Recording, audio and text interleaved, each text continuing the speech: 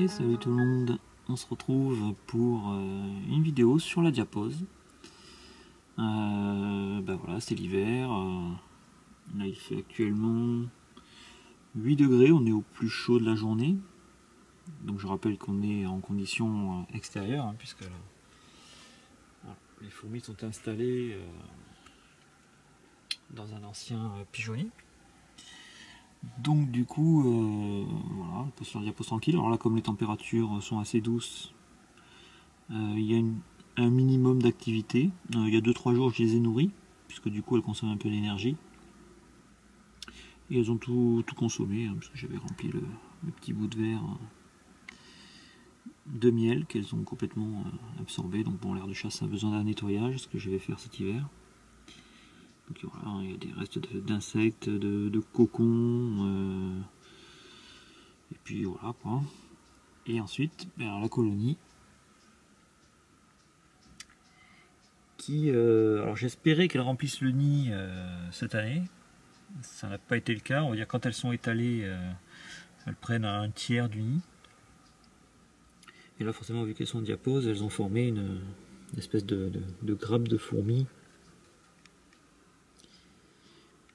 où la reine se trouve au milieu de tout ça. Donc du coup on ne voit pas grand chose, excepté un peu de couvain qui dépasse ici. Toutes des larves au stade 1 du développement, qui ne vont pas bouger jusqu'au printemps. Il y en a une toute petite grappe là, si j'arrive à la filmer.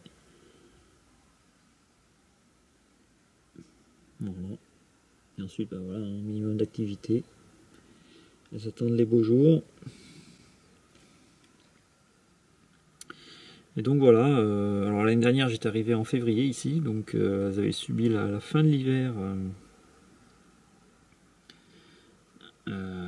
ici, donc dans des conditions assez froides. Là on va voir, elles vont passer un hiver complet et bien dans ces conditions, donc on va voir. Alors pour l'instant le minimum qu'il a fait c'est moins 1 degré, donc on va dire autour de 0 degré sous abri, donc ici. Et ensuite je leur mets une petite plaque de polystyrène dessus qui recouvre bien le nid, juste pile poil. Et qui donc voilà, les protège, je pense, encore de 1 degré ou 2, je pense. Donc voilà, juste quand il y aura une vague de froid, je surveillerai vraiment quotidiennement, voir si tout se passe bien. Mais de toute façon, j'ai pas beaucoup le choix, donc voilà. Normalement, elles passeront tout l'hiver ici, avec les autres colonies. Voilà pour les Lasius emarginatus.